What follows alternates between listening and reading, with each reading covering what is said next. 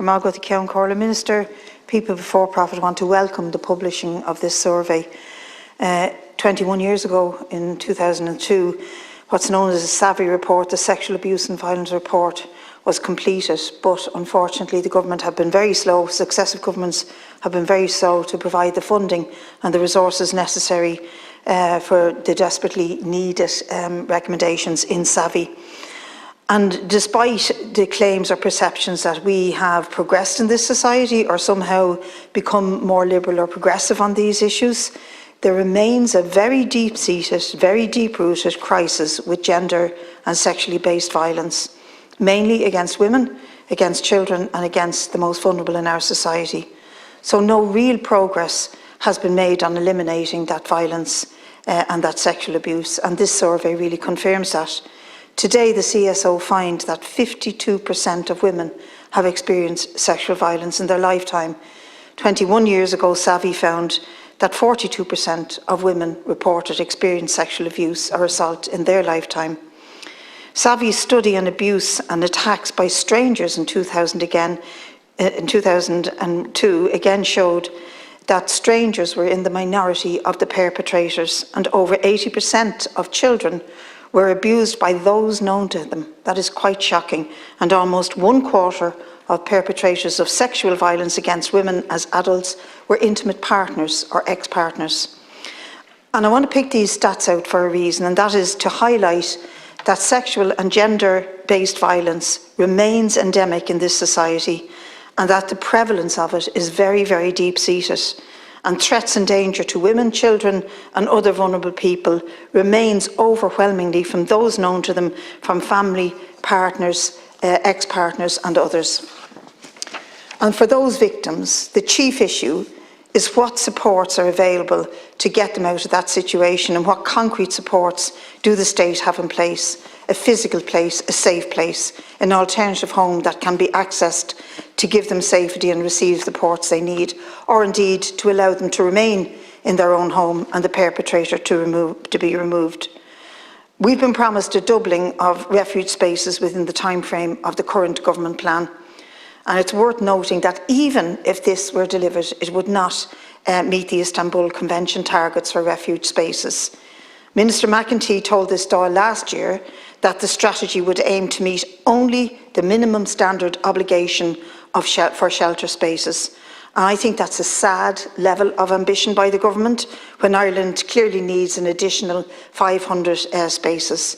Last year, Women's Aid said it had to inform 2 out of all 3 of its callers to the national helpline.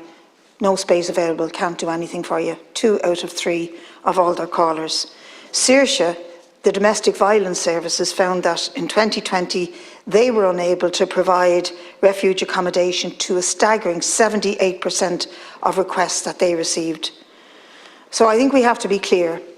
The ambition and the targets of the government on refuge and shelter spaces and the wraparound supports is inadequate and represents only the minimum obligations that the state has.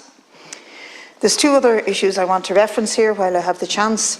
And one is, at the moment, we have an ongoing campaign by far-right and anti-trans activists, a campaign of intimidation of library staff around this country, a campaign based on lies and misinformation, and near hysteria, pretending to be concerned about the safety of children and women.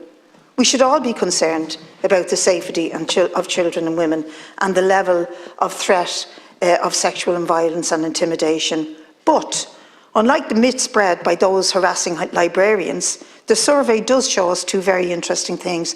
And again, I repeat, the threat to women and children is not from strangers, nor indeed is it from migrants or from transgender ideology.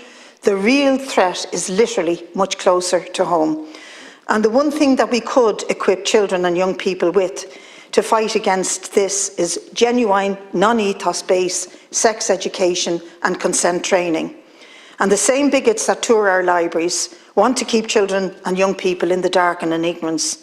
Those claiming to be concerned with protecting children and young people are actually facilitating the continued abuse of children by pushing against age-appropriate sex education. And we in this House and more so in the government, have to push back very, very strongly.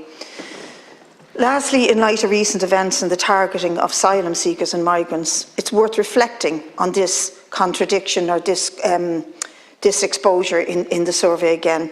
Because again and again we do hear of concerns by local residents that if migrants are housed in their area, that it couch in terms of concerns of safety to women and children.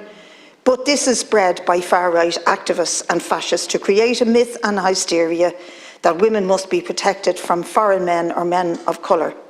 I'll just repeat the facts for those out there that are listening. The overwhelming threat to women is not from strangers, it's not from the mythical monster, it's not from migrants, it's from those they know. It is deep-seated, deep-rooted in a sexist and misogynistic society. And lastly, although this may not be entirely appropriate, I do feel the need personally to express to that young man in Navan who apparently was beaten up because of his sexuality. I want to say you're not alone, you have our solidarity, and we will never allow bigots and homophobes and far-right thugs and their hateful bile and anger to win, particularly over young people like that young person.